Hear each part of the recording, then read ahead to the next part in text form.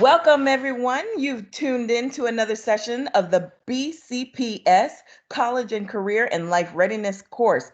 In this session, we will be discussing financial aid and how to apply for it. Our featured presenter, Miss Q from Broward College. Miss Q, are you here? Are you with us?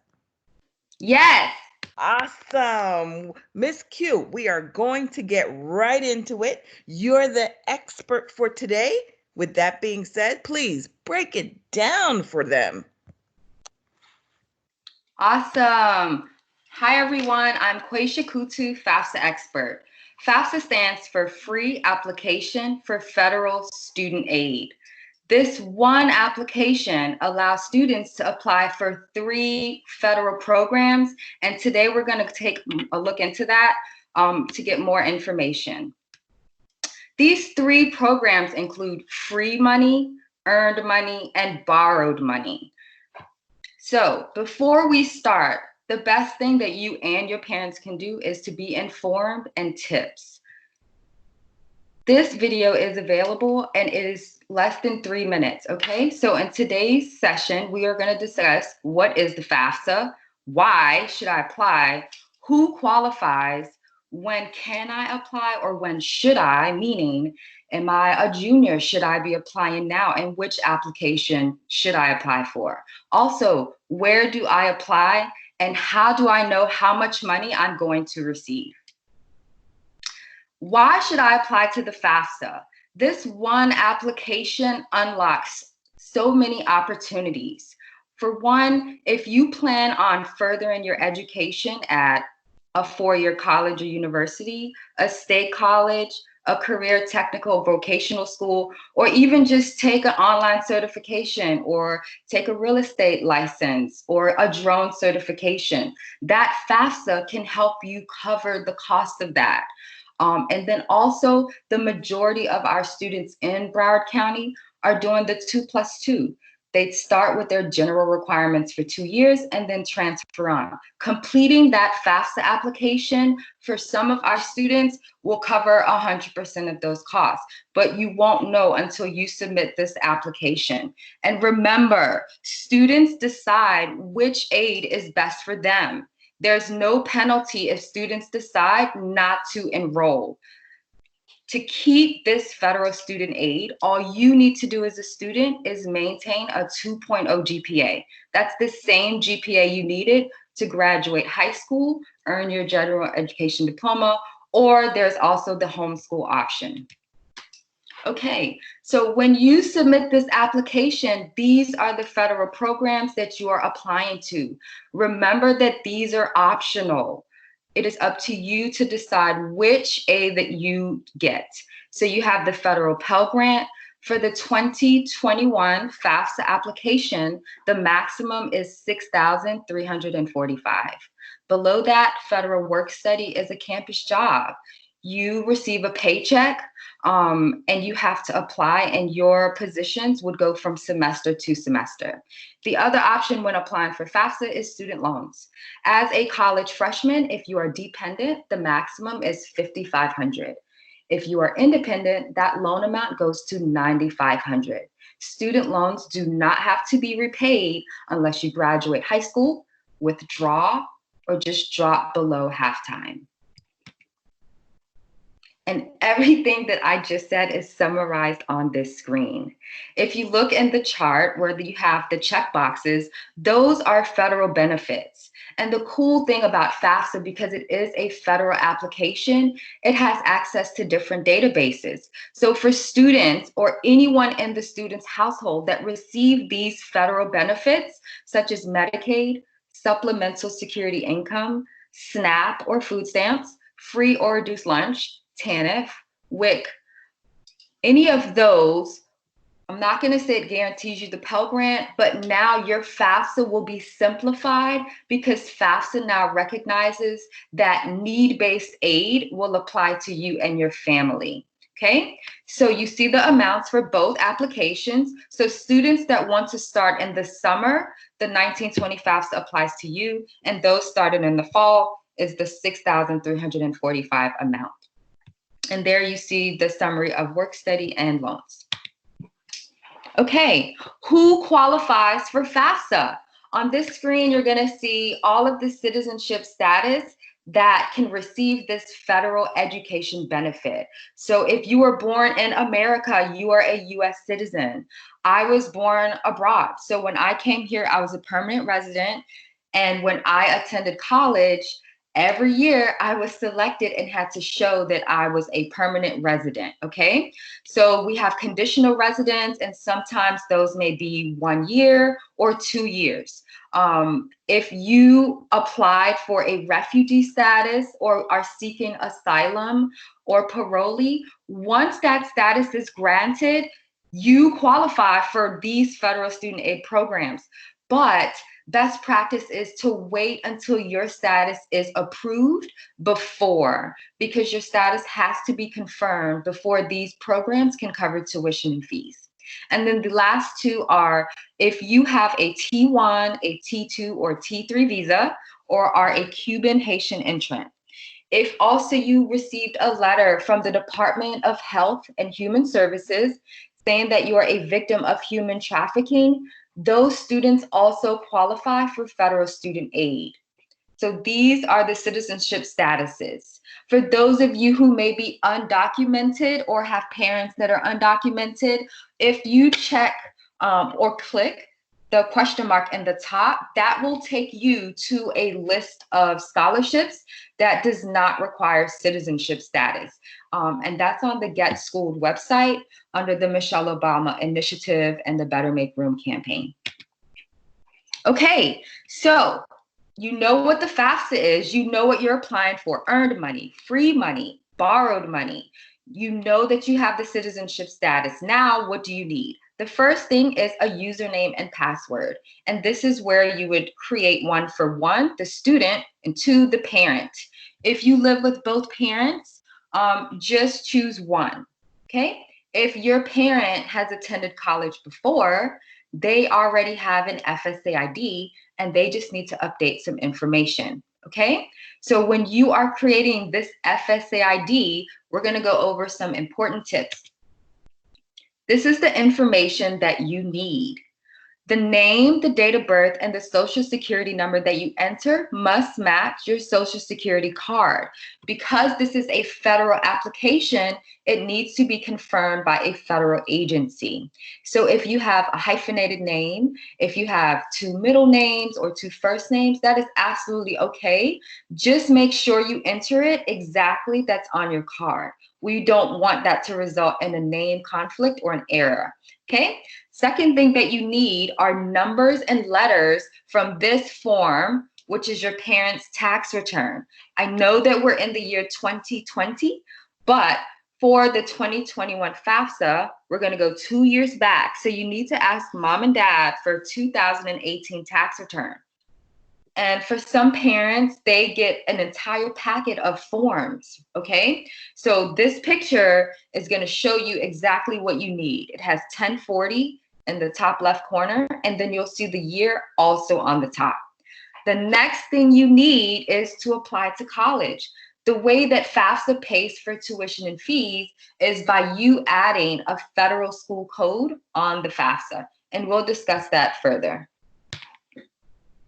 Okay, so you've created a FAFSA, you've created an FSA ID, and mom or dad has created an FSA ID. The next step is completing the FAFSA.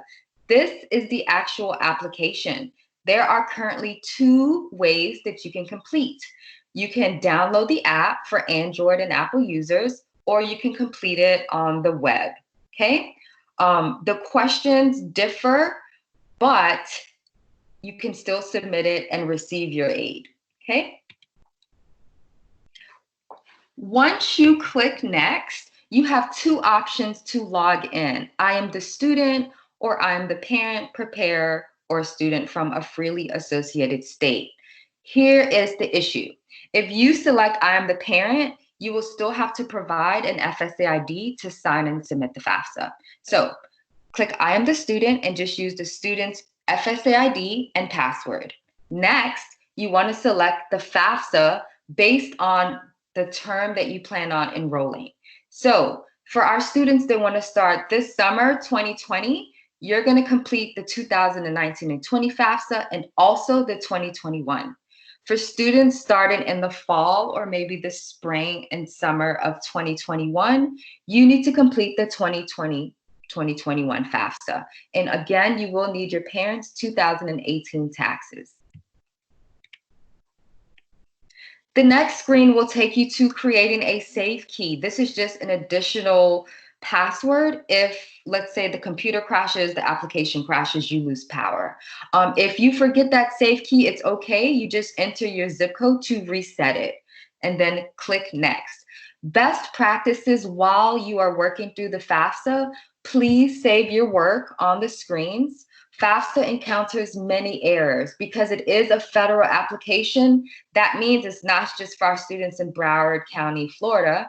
It also applies to the other 49 states, okay? So just remember to save your application so all the work that you entered does not get lost. The next thing, do not use your enter button. On the FAFSA, there's next and there's previous. Clicking the back or enter on your computer will cause you to lose work and maybe close the FAFSA application. All right, let's get started. So the cool thing about the student part of the FAFSA, most of the screens are pre-filled and you just need to select next. Okay, student information. This was transferred from when you created your FSA ID. So when you see your name and your date of birth, social, your address, your email, all of those things are done. All you need to do is click next. Driver license and phone number is optional, so it's up to you whether you enter it or just click next. Okay, when you get to the student education screen, all of our seniors' screens should look like this, okay? High school diploma, first bachelor's degree or first associate's or certification will all give you the same amount. What this question is trying to figure out is, are you a college freshman and we give you $5,500 in loans, or are you working on a master's degree and we give you $20,500 in loans, okay? Remember that you're completing the FAFSA every year. So this will change. You may be working on a certification program for this year, and then next year you may be working on a bachelor's. So it is okay if you are undecided. We just want to know if you're a college freshman. So it's okay if you put bachelor's degree. The next question, that is pre-filled on no. Don't touch that. If you put that on yes, you will not receive the Pell Grant, which is the free money that's being offered from FAFSA. So please leave that on no. The next question below that is your grade level. For our students that have taken dual enrollment classes, even though those are college credits, FAFSA does not recognize you as a college student until you have graduated. So since we're still in high school, just click never attended college first year, but your college credits will show on your final college transcripts. Okay, so the second type of aid that you are applying for is work study, a job on campus. And this question at the bottom is how you qualify for that, okay? So it gives you three options, yes, no, and don't know. Remember, the FAFSA does not count against you. There is no penalty. So if you choose yes and decide to work outside, there's no penalty at all, okay? If you choose I don't know, you can log into the FAFSA later and change that to yes when you decide. But then again, if you click yes, that means you are set for 3 semesters, fall, spring, and summer. So you have the ability to just post your resume and apply for that job and not have to make any FAFSA corrections because you selected yes, okay? Next, it's going to confirm your residency. Although the FAFSA asks, have you lived in this state for 5 years? Colleges and universities, to get you in-state tuition, only need to know about the past 12 months, okay? So on this slide, all you have to do is select the state that you are a resident of, and then your citizenship status. And remember the citizenship status from the other screen. So for US citizens, you choose that first option. For the next 7 citizenship statuses, you are going to select option 2. No, but I am an eligible non-citizen, okay? There may be situations where our undocumented or DACA students need to submit a FAFSA to maybe attend a summer program at a university. In those cases, those DACA students will select the last option. No, I am not a citizen or eligible non-citizen. So although our DACA students have social security numbers and can submit this application, they will not receive federal aid, but they may receive state aid, institutional, or local aid. Okay, so on dependency questions, you are going to start to answer questions that are trying to figure out, yes, we need to provide parent information, or no, just the student. So on this question, were you homeless or self-supporting? Majority of our students are going to select no. For those that select yes, you're going to check the box that says your high school or school district homeless liaison. Okay, and next, you see the service, which is our Broward County Homeless Education Assistance Resource Team.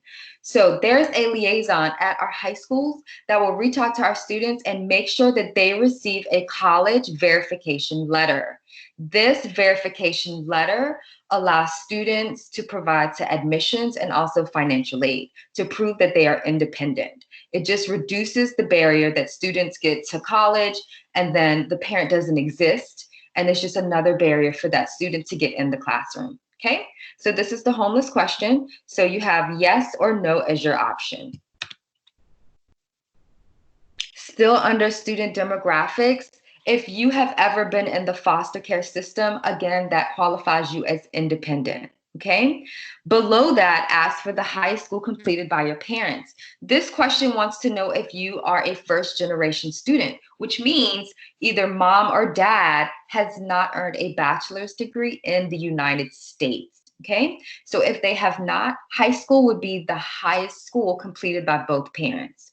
The next question has to do with selective service. So for our males ages 18 to 26, if you want to receive this free money, earned money, and borrowed money, you have to register for selective service. Okay, selective service just requires you to sign up in case there was a draft or a war. And this is what your screen would look like. Next, we're going to move on to the school selection on the FAFSA. And then also I want to point out, you're going to see this menu tab where it says student demographics, and that just shows your progress towards the end of the FAFSA. Okay, so under school selection, you're going to enter your high school. And remember, on this page, you're not going to click next, you're going to click search. And you're going to notice that when you type in your high school, it may be lowercase. And when you click search and select, now it changes to all capital letters. Okay, so that means FAFSA has matched your high school in a list that is acceptable high schools. And then you just click next. Next on school selection is where you get to add up to 10 colleges and universities. If you are undecided, it is okay. You can make corrections, log in, and change your list of schools. There are two options to enter the schools. You can enter the school code, or you can search by typing in the state, the city, and the name of the college or university. Next, you're going to select your housing plans. This is going to tell the financial aid office how much money to give you. If they say, oh, Quaisha wants to live on campus, that means let's find her money for housing, meal plan, and maybe transportation. But if Quaisha chooses, oh, with parent, the financial aid office at that school is going to say, oh, well, mom and dad will cover housing and food and meal plans and transportation. So we don't need to give Quaisha that money. Okay, so under housing plans, if you are undecided, select on campus because it's better to start high and reduce it later on. Next, you're going to choose the campus. Okay, so the dependency questions. If you are dependent, meaning mom and dad is responsible for you, your FAFSA screens will look like mine. So you will select no to every question and none of the above. Your marital status will also be single. If you select any of the others, you will not be considered independent, and you may have to provide your marriage certificate or divorce decree to receive federal aid. Okay, so next, I'm going to go back for a second. I want you to pay attention here where it says student information, okay? Oftentimes you can get confused because FAFSA will ask students and parents the same question. So pay attention to whether you're talking about mom or dad or you, the student. Okay, so here it's going to switch to parent information. That first question, as of today, what is the marital status of your parents? This is important to get your parents' taxes. And if your parents have any questions, we'll talk about labs that are available for the spring term. So this filing status here should match your parents' marital status. The next question that is that often causes confusion is household size. So on the FAFSA, when it gets to the parent questions, it counts your parents, yourself, and any siblings that you have. Parents have a tendency to look at their tax return to look at their dependents that they claimed. You don't want to do that on the FAFSA. FAFSA wants to know who mom and dad are financially supporting, because in real life, mom and dad may be supporting grandpa and grandma in a nursing home, but on their taxes, they didn't claim grandma and grandpa. Okay. So including grandma and grandpa in your household size means you're showing FAFSA in the financial aid office that you need more money. Your parents are supporting more people. So, college, your expected family contribution will be a lot less. And the lower your expected family contribution is, the more need-based aid that you receive. And when I say need-based, I'm talking about the free money, the Pell Grant, and the earned money, which is the campus job work study. Okay, another issue that happens that our students are experiencing is I've submitted my FAFSA, I logged into my college website, and they're telling me that my FAFSA is selected for verification. I don't know what to do next. Okay, so if your parents are completing the FAFSA and it does not link to the IRS, because that happens. Sometimes for parents that file married filing jointly, that causes a lot of errors for them. Also, if you've been a victim of identity theft, your parents won't be able to use the IRS data retrieval tool. I've been in a FAFSA lab where two students were using the same parent's information. It linked for one student and it wouldn't link for the other. So for some strange reason, because that's what FAFSA is, stranger things, the link won't work for everyone. In that situation, this is your solution here. All you need to do is complete this one-page form, which is your name, social address, and you just check.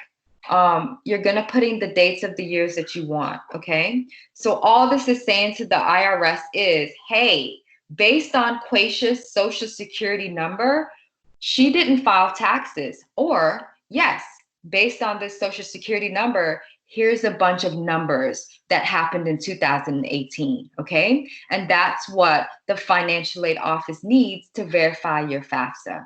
Remember that FAFSA is self-certifying. Everything that you put on FAFSA should have an alibi. So when you get to the checking questions, the assets, if you put you have $10,000 in your checking account, please make sure that you have a statement, a bank statement to verify that amount. So once you complete this, which can be done completely paperless on your phone or your laptop, complete this form. And this is a free fax service that you can fax to the IRS. And the fax number is also provided on the screen. And I have walked several students through this form in about 5 minutes. And then the processing time for the IRS to mail the transcript to your parents is about 5 to 10 business days. Okay, so all of this information you're thrown at, and parents still have questions. Students still have questions. There are FAFSA labs available. So if you click here, it'll take you to the Eventbrite page. You can pick a date. And right now the labs are offered Wednesdays, Thursdays, and Fridays. There are AM and PM sessions to help you get through the FAFSA or just decipher what's on your taxes and what you want to put on your FAFSA. This is just a snippet of the millions and billions of money that's out there to support you throughout your educational journey. I am one of those 1.5 trillion Americans with student loan debt because I was not educated on the free and the earned aid that FAFSA offers. So this is just good news for our class of 2020 that you will be financially supported. I myself am here. Every day I respond to parents and students' questions. So good luck and congrats. Awesome. Thank you, Miss Q, for sharing such critical information for our students and families, because we want all of you to take advantage of the benefits of completing the FAFSA. We urge all students and parents to apply even if you don't think you qualify because of your income. Let them be the ones to tell you no. Do not deny yourself of any funds. There are even cases where scholarship programs will award those that don't qualify for Pell Grant. And the only way to do that is to show proof that you've submitted that FAFSA. We want to see you maximize your opportunities. We want to help you. So schedule your virtual FAFSA appointment today. Thank you, Miss Q. The best thing about this session is that you can listen to this information over and over as many times as you need to. Be confident about this. Complete your FAFSA next steps. We create these courses just for you. So be sure to listen to the next course, and we'll see you then. Thank you for listening. Take care.